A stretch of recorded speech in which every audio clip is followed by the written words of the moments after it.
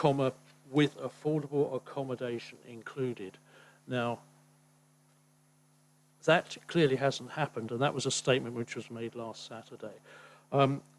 I have to consider this on what is here and what is legal and what is law, and I should do that based upon it. But I really show my despair, as I said earlier, that we are not really and accurately and honestly addressing the need for affordable housing in this part of the country. Thank you, Madam Chairman. Thank you. And just to remind members that we can only consider the information that's in the public domain. Okay, so just to remind members of that. Mr. Fairbairn, I think you wanted to come in. Thank you, Madam Chairman. Can I just first of all remind members that this is an allocated site. It's allocated for a mixed use of residential and employment. It has been subject to viability. Its viability assessment has been verified by officers employed by the council. It's been found to be an accurate viability assessment. What I haven't heard so far, I've heard plenty of emotion, but I haven't heard a lot of reference to the development plan and material planning considerations and evidence-based. So I'd encourage members to think about the development plan policies and what they actually mean in terms of this application. Because at the moment I'm not hearing a lot of reference to any plan policies which are being said to be infringed and how they're being infringed and to what degree, or indeed any that it complies with.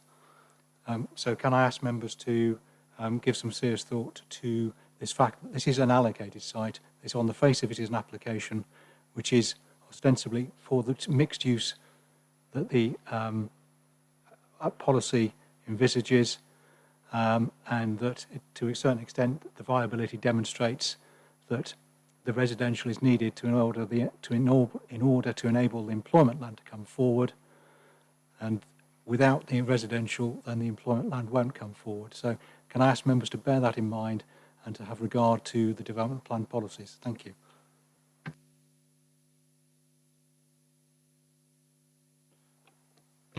Thank you, Chair. There's just a couple of comments that were made I'd just like to focus on. I think it was Councillor Moyes who said that had concerns about highways issues and whether they were safe or not. Can I just point out that we don't have any objections from the Highway Authority? I know there was no questions to Phil Townsend earlier, and I really would be uncomfortable with saying there was a highways issue. And just again to re-emphasise something that's been discussed before in other applications, it's absolutely correct. There isn't an education contribution for either secondary or primary school. That's simply because we've consulted Devon County, who are the education authority. They've come back and said we don't need a contribution. We've gone back to them and said, are you sure? And they've come back, yes, we are. So it really is impossible for us to seek an education contribution when the education authority are saying there's no need for one. It's just simply going beyond what we can reasonably do. I think that a comment of Councillor Leach, I think, struck a chord with me, where he said that was this the right site to be allocated? In many ways, a little bit late to ask the question. I accept that because it's been allocated for a very long time, well before the joint local plan. And I think it's quite correct that if we were looking to allocate a site now, I suspect we'd be looking into far more detail in terms of what are the development costs, and realistically, can a mixed use come forward and deliver everything else we want, including affordable housing? And I suspect the answer would be no, because of the topography and site constraints of this particular site. It simply does not stack up financially to be able to build the houses and employment land and provide affordable housing. So we have an allocated site that it doesn't stack up from a viability perspective, that we've had independently checked to provide affordable housing, but it is an allocated site, and what's coming forward is broadly in line with what the allocation is requiring, other than I absolutely accept the affordable housing. I think it is going to be incredibly difficult, and that's probably the least I'll say, it's incredibly difficult for the authority to demonstrate that it is possible to develop this site in line with policy and deliver affordable housing. Because from a viability perspective, I don't believe it stacks up. Thank you. Thank you, Chairman. Although this is an allocated site, we do have some control as a planning committee and a planning authority over what goes on there. And to hear today that from the representative from the developer that they are installing gas heating in the properties, which in a couple of years' time will be out, well, the new developments will be outlawed, but certainly at some point in the not too distant future is going to land the householders with a considerable bill in changing it. Now, surely it would be better if the developers were to say, right, we're going to be ahead of the game, we're going to put in air source heat pumps. And I think we, on an environmental case, in that respect, and what government policy is coming forward, I think we have an item there which backs up what we're saying.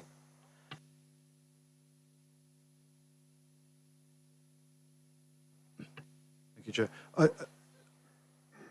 I absolutely, Councillor Pearce, I agree with you. However, and there's always a but when I respond to these questions, isn't there? Planning policy hasn't yet caught up with the current direction of travel. Now, I know that we are looking at introducing additional policy constraints around increasing what we're seeking through Dev 32, but at the moment, unfortunately, I simply don't think we have a policy to be able to say, thou shalt not provide gas heating at this moment in time. In 18 months' time, we might do, and building regs will kick into but further down the line. But at the moment, unfortunately, I simply don't think we've got a planning policy hook that's big enough to insist on that change taking place. Councillor Enders. We're looking at planning options and I'm still back on Dev 8, at a minimum of at least 30%. Now, I understand that there's an affordability survey being done. I've sat in a lot of these committees, not just here, but through the park as well over the last 8 or 9 years. And it's the first time I've ever known that there'd be absolutely nothing offered. Normally you'd get, well, it might be 13 or 14 units, but unfortunately it won't stand for that. There might be 5 or 6, but to have absolutely nothing on it, and that's the bit that I still can't get my head around, to there be nothing. You know, I go back, and I know we can argue, we can interpret it in different ways, and I know that the gentleman from Baker earlier on said, you know, we take certain bits of it, you know, and he focuses on certain points of the JLP, but what's the point of us writing it and going through all that if we're just going to be, in my opinion, at times ignoring most of it?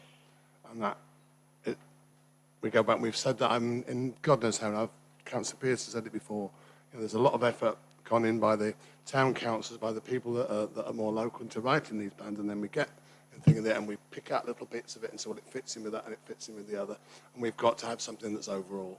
I won't change my opinion on this, and I understand where Mr. Wyman's coming from, but I think, you know, the overriding for me on this is, you know, is what at least Dev 8 saying that, and I think we need to stick to our guns on this little one, but my opinion.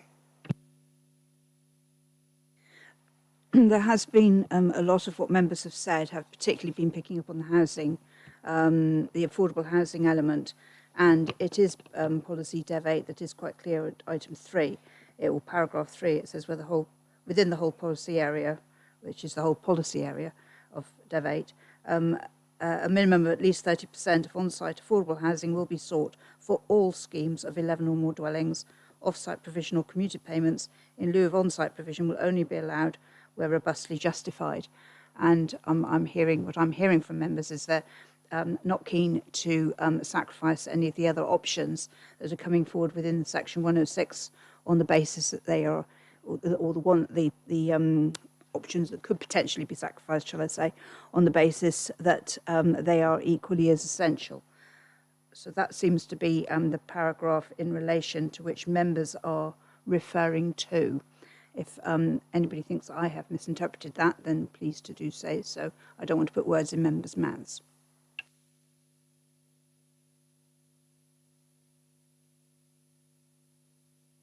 Councillor Ewing. Thank you, Madam Chair. Excuse me. Mr. Fairbairn has asked that if we have policy evidence from joint local plan, well, we have within TTV 17, we have paragraph 5.91. We also have policy SPT4 on page 30 of the local plan, which talks about the employment, land space, etc. And,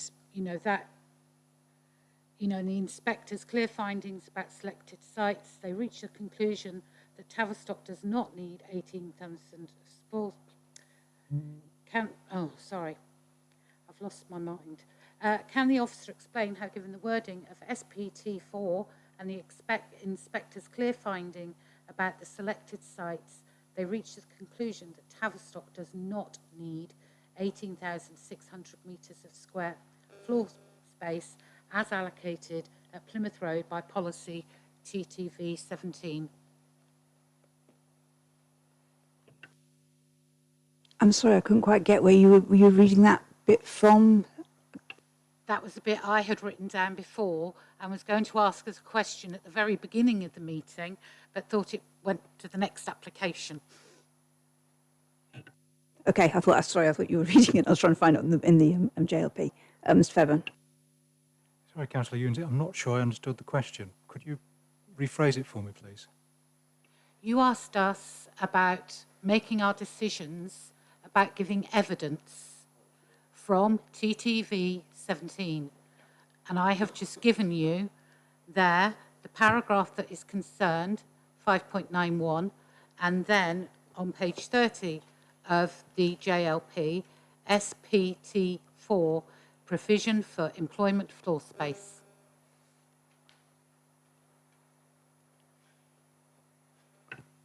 So paragraph 5.91 says, and I'll read it for the benefit of other members and the public, the land to the north of the lane which bisects the allocation adjoins an existing commercial area on Plymouth Road, and it is suitable principally for new employment uses, predominantly use class B1. The land to the south of the lane which bisects the allocation is most suitable for the housing. Other commercial uses can also be considered as part of a mixed-use development of the site. And then the council goes on to say the councils will work proactively with the landowner, etc. I'm not sure that necessarily says anything about the quantum of need. It just simply expresses an aspiration that perhaps one part of the allocated site is better for one use than another, but it doesn't actually allocate that part of the site to B1 or indeed any particular part of the site to B1.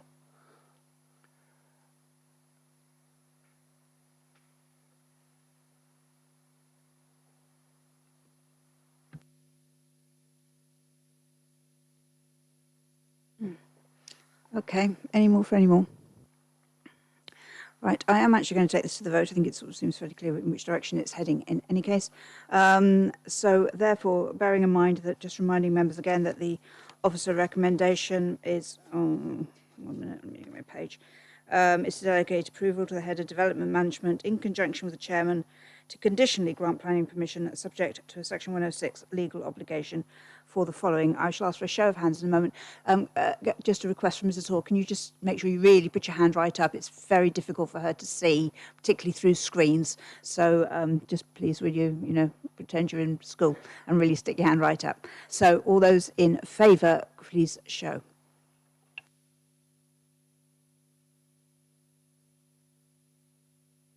Against, please show.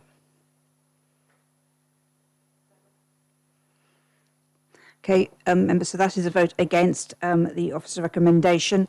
So now, members, taking into account the principal things that we have discussed in debate is for the material planning reasons now. So the principal thing that has been coming out is regarding the affordable housing or lack thereof, the balance, shall we say, of employment land. Just looking through my notes a minute. There's material. Not enough employment land, no affordable housing. Those seem to be the principal things that members have been talking about. We have highlighted TTV 17, which is 5.91 relating to the mix, and also Dev 8, which was paragraph 3, with regard to not having the 30% of on-site. Anything missed, members? And does anybody wish to make a proposal which we can then move and second? Councillor Ewings? I will make the recommendation for refusal on the grounds that you've already submitted. On the Dev 8, the lack of affordable housing and the employment land balance, I think, is that a fair description in terms within the description, so to speak? Sorry, Chairman, I'm hearing some very generalised comments, but I'm not actually hearing anything that's a reason for refusal, other than perhaps the affordable housing, where there is a clear policy basis on saying 30%. But in terms of the TTV 17, I'm not hearing anything which says in what way this proposal does not comply with or is in breach of TTV 17 and what the harm is that's being caused. Because it's not just enough to be able to say it doesn't comply with TTV 17, you need to be able to say how it doesn't comply with TTV 17. And the evidence is that it does. Okay, well, we can move the recommendation and second. The members can go into debate and bring their reasons forward. Mr. Fairburn? Yeah? Yeah. And a reference has actually been made to the impact on the town, actually, for the lack of employment land or employment land development opportunity. So, Councillor Ewing, you're happy to make that recommendation on those bases? Yes, thank you. Is there a seconder for that, please? It's Councillor Renders. Members, we are in debate, and the reasons for refusal do need to be evidence that they have been thoroughly debated, rather than just voting on them without a debate. So, Councillor Renders. I think you're right, Chair. I think that, as I said before, policy Dev 8 needs to be the lead on this. I think that's the thing that I voted most in favour. Yes, I understand that there's a note made about the lack of employment land on there, and the fact it doesn't relate at all to jail people. I think we need to lead with the fact that it is the affordable housing and the fact that that's definitely part of the plan, and there is no allowance made in this proposal whatsoever.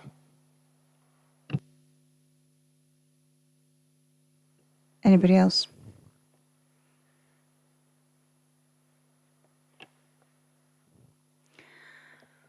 Well, just to try and help things along a little bit, I will say about we are looking at within TTV 17, which refers to the order of and with the 18,600 square metres of employment across the whole TTV 17 site. What we have looked at and we've seen evidence of is that it isn't actually going to come near that, with taking the outline into account of the other site, and what is proposing come forward here on the TTV 17 is going to be significantly less than, I think it was 40% odd, wasn't it?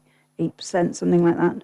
And I can see I'm getting all sorts of looks on me here. But if you add up the what was it, the 8,000 on the other side and the 2 on this, well, we can only make a decision on this site. It is the overall impact. Chair, we'd be 10,600 square metres Sorry, short. Chairman, can I just talk you through some of the figures? Because I think there is a degree of confusion. What I said, and I'll read I think it's probably sensible if I read my report, the paragraph, because I think that's, when I did the review of the Linden Homes site, I wrote the illustrative sketches prepared by the council, or prepared for the council by external advisors as part of the review, suggested that only 12,111 square metres of light industrial will be achievable.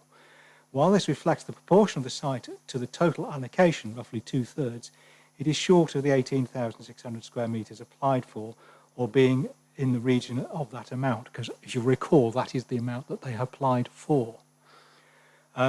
So effectively, what we're saying there is that we had initial external advice which says that we could provide 12,111 square metres. He then went on to say, however, if the landscaping strategy set out in the application is applied, the amount of employment floor space capable of being delivered reduces to something in the region of 8,500 square metres. Now, so we have a range of between 8,500 square metres and 12,100. It is an outline application, and so we've got a maximum of 12,000 square metres. On this site, proportionately, we have a further 2,500 square metres. So we are now potentially into the region of something like 15,000 square metres. That equates to, I think, 60 or 70% of the overall allocation if that is then delivered. So you are in the margins of where it would be reasonable to assume that it is policy compliant.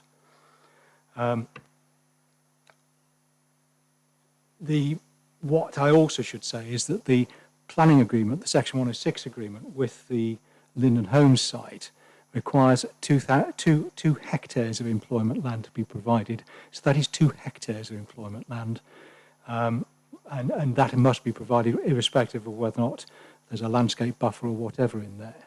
So the margin is not, I suspect, as large as you are being suggested.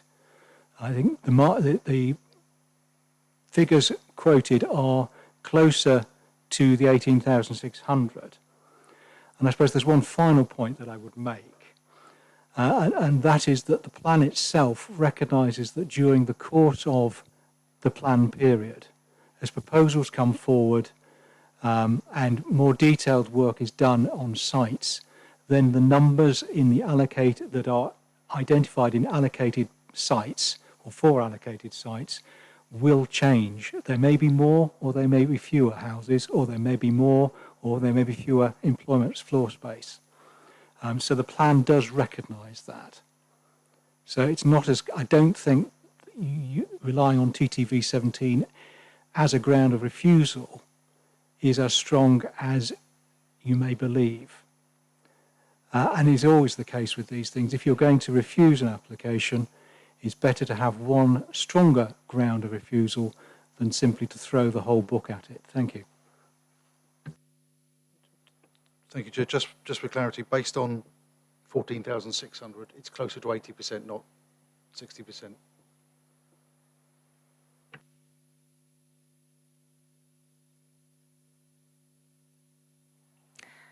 Members who wishes to speak in debate?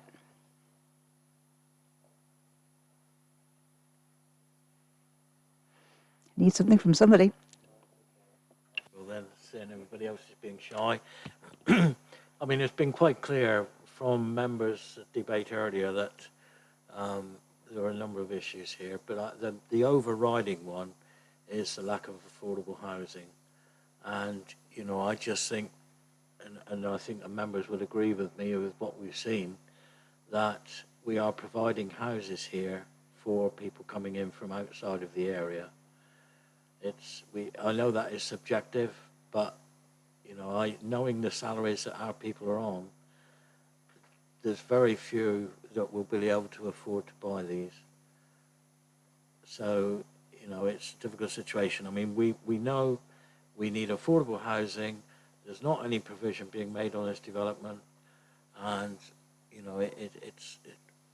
that is the overriding factor. Thank you, Chairman. Councillor Mott. Thank you, Chair. I fully understand all of the arguments for provision for affordable housing, and it is disappointing that this site cannot deliver it. It's somewhat confusing with having a different application on the screen in front of us, though. However, there are only so many ways you can cut the pie, and we have had an independent review which has suggested that it is not viable on this site. I appreciate that most of the homes are going to be outside of the reach of local residents. However, there are other developments within Tavistock. People coming into areas, yes, I know there is some ill feeling against incomers into Tavistock and certainly within other areas of the borough. However, these people do bring with them wealth, they do bring spending power, they do contribute to the growth and the well-being of the town, whether that's liked or not. Therefore, I'm struggling to understand. While I can appreciate members' concerns over affordable housing, I am struggling to understand how this is going to be justified in this case.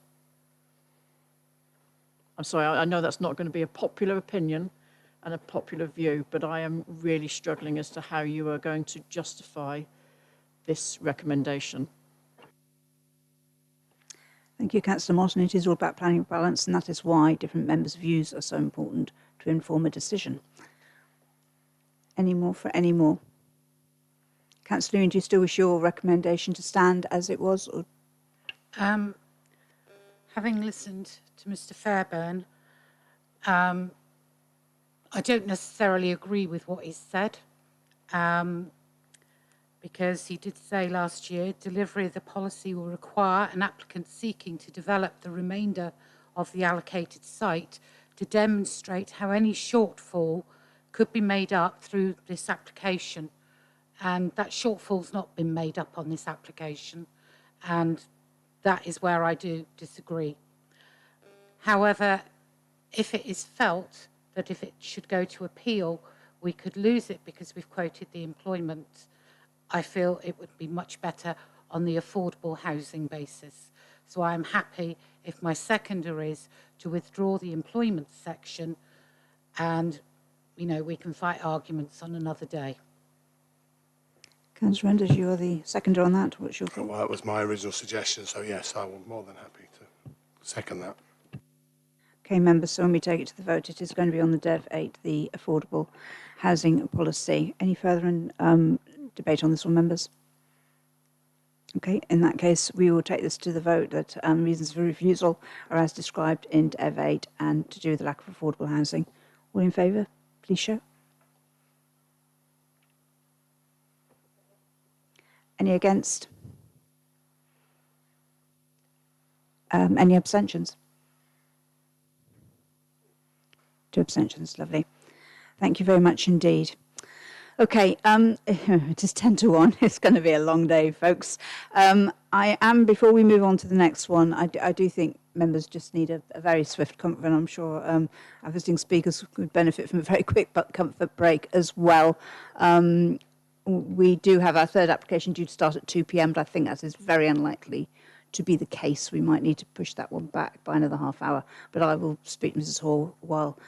So if anybody wants to just make use of the facilities, the toilets are downstairs for our visiting speakers. If you go down the stairs,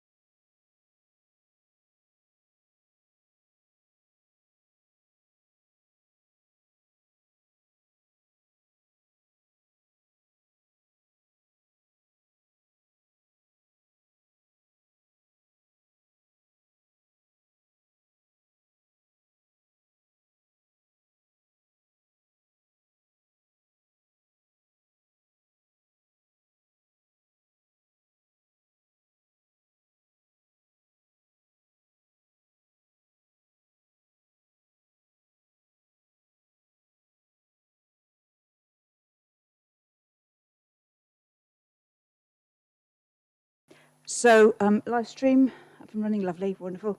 So we will now move to application 365221 full.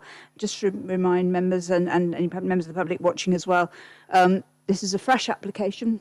So it's on the same site, but it is a new and a different application.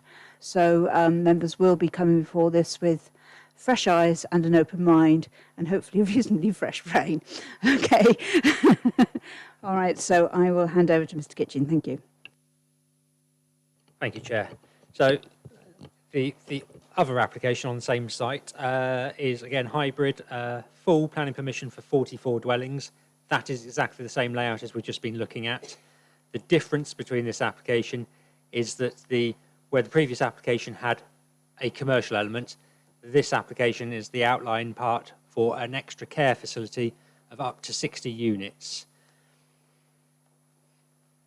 Application site, in red here, the same site as previous, and aerial photograph.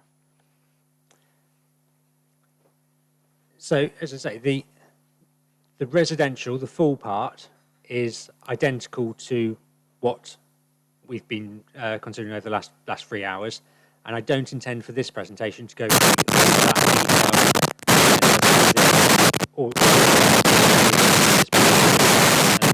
Speakers are the same speakers than previous presentation, so I do not intend to go through the detailed design of each of those properties again. So what I'll do in this presentation is try and focus on some of the differences, or the things you have not heard yet regarding this site. So the full part for that residential, their outline for an extra care facility of up to 60 units.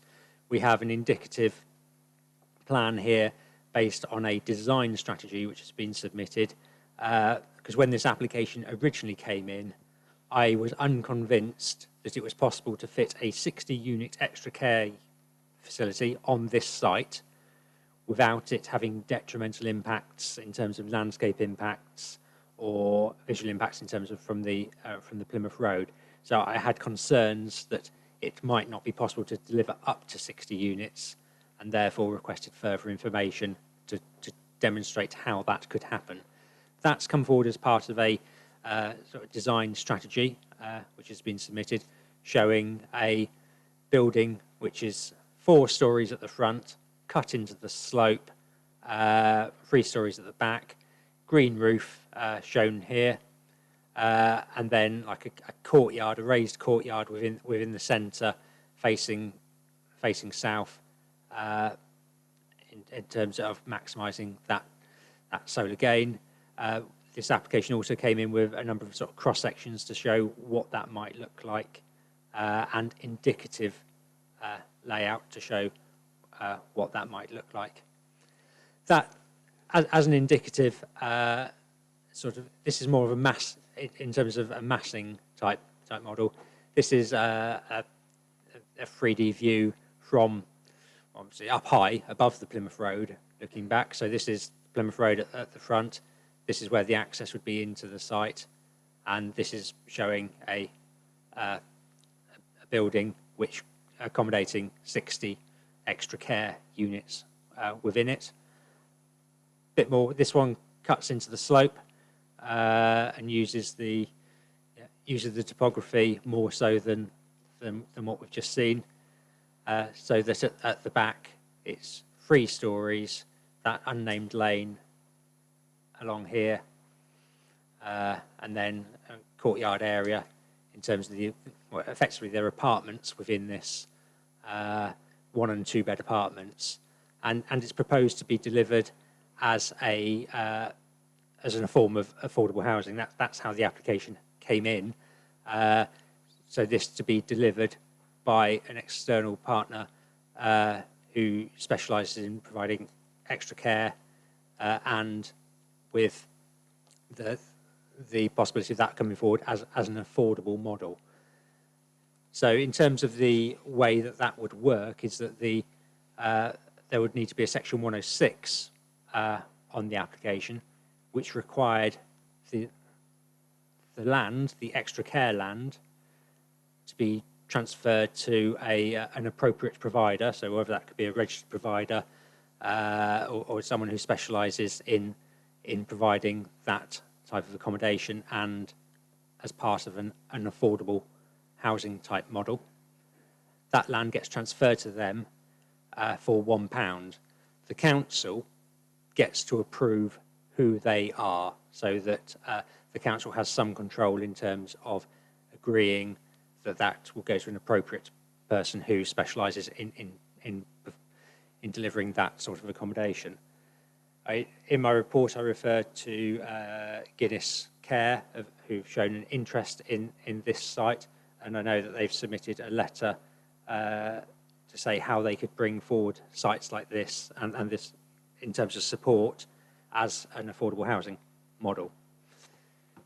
So, with regard to affordable housing, it is the same as on the previous application in that the 44 dwellings does not include an affordable element because the viability has been tested.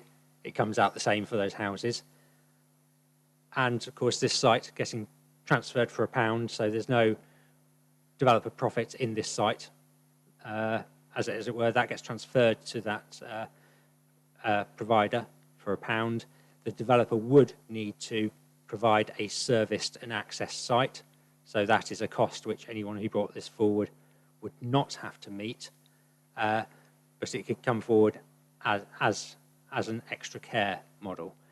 Now, extra care is sort of like that sort of assisted living, so it does in itself come with jobs attached.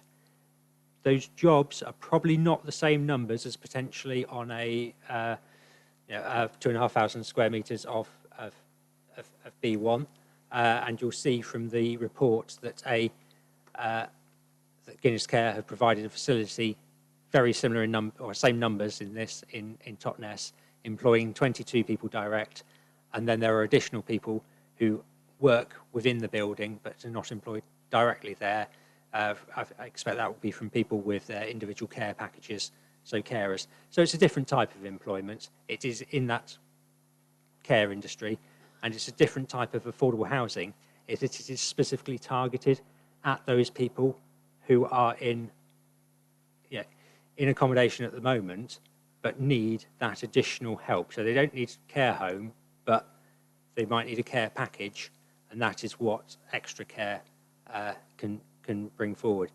So that is the main difference between the application in terms of it deals somewhat with that affordable housing provision, because this sort of use allows for existing affordable housing to be freed up. So you might have someone in a property who would move out into this.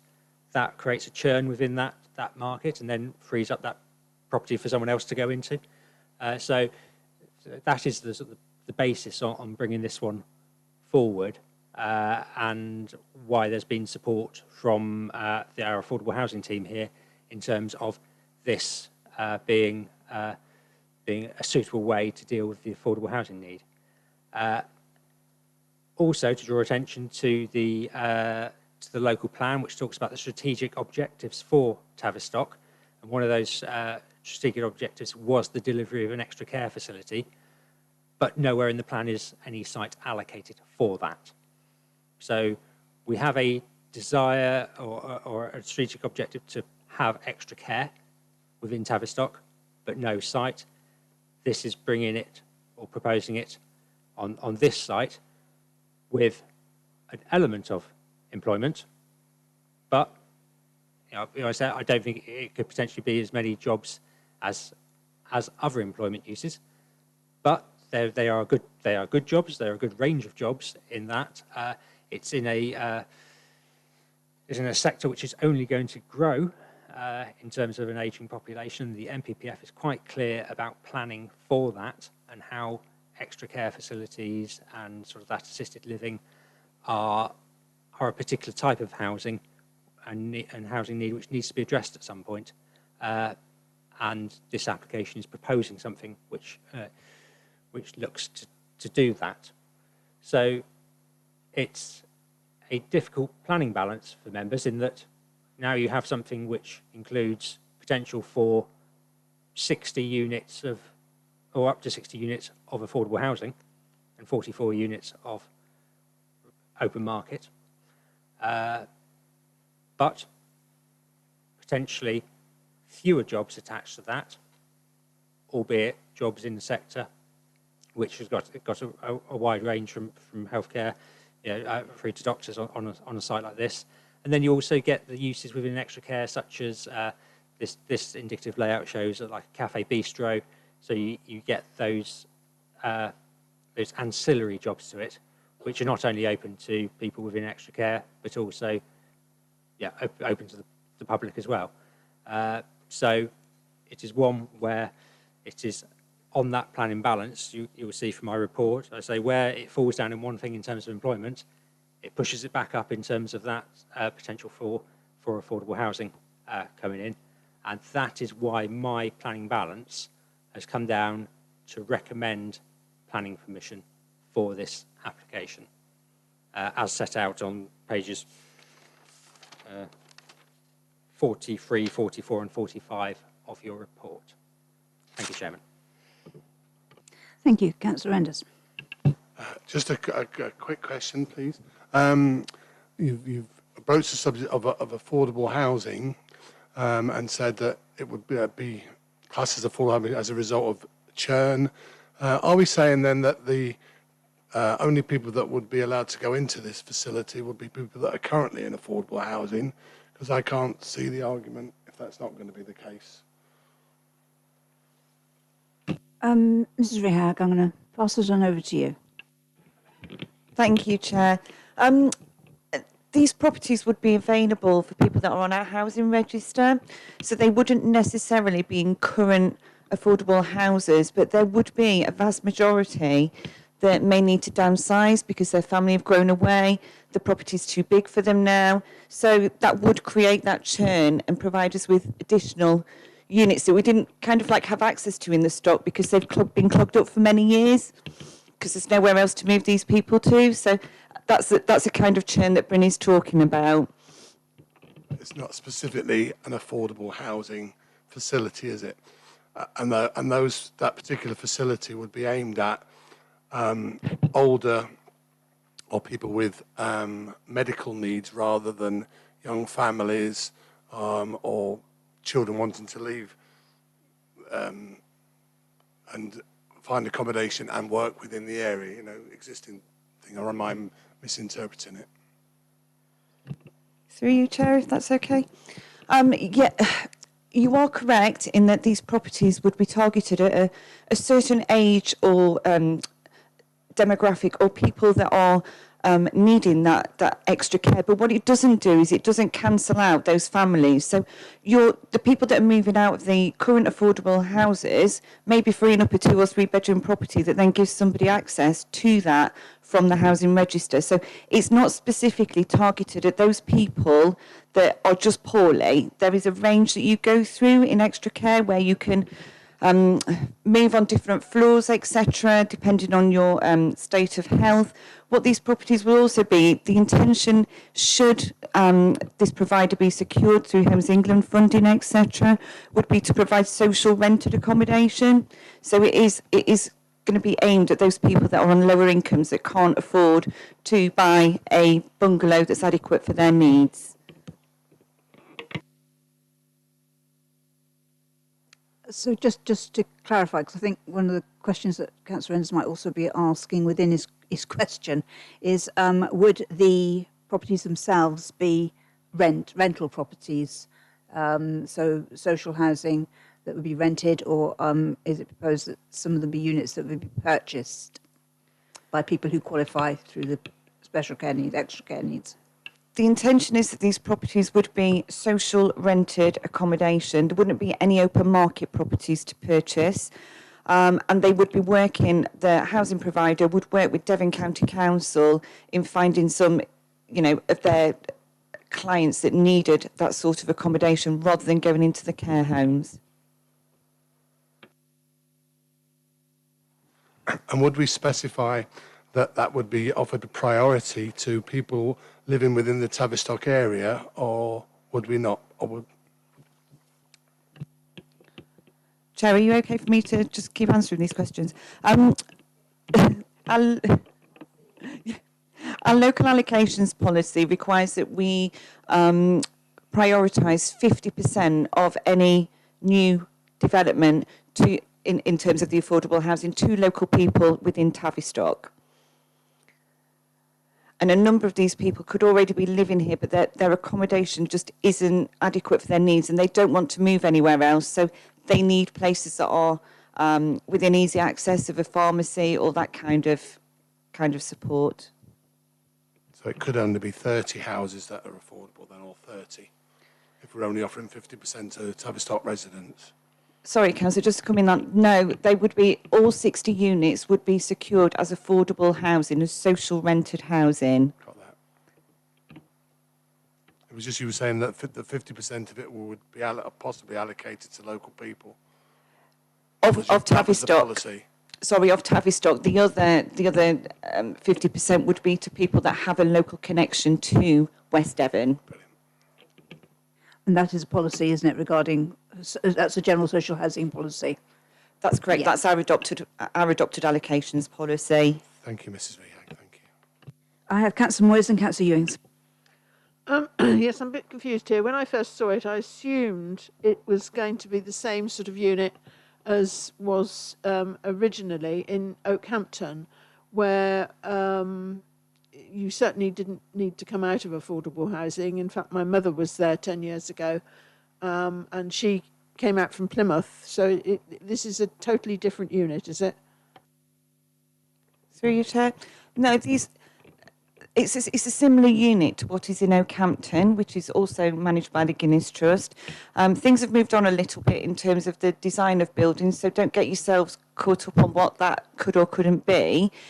These are people that they're not targeted necessarily from our current housing stock. There will be a large number of people that will be moved within housing providers from potentially Live West to Guinness into an extra care apartment. So it doesn't preclude anybody from going in there just because they're not a social housing tenant. We have our Devon Home Choice allocations policy, etc., that we would abide by in terms of determining who goes in here.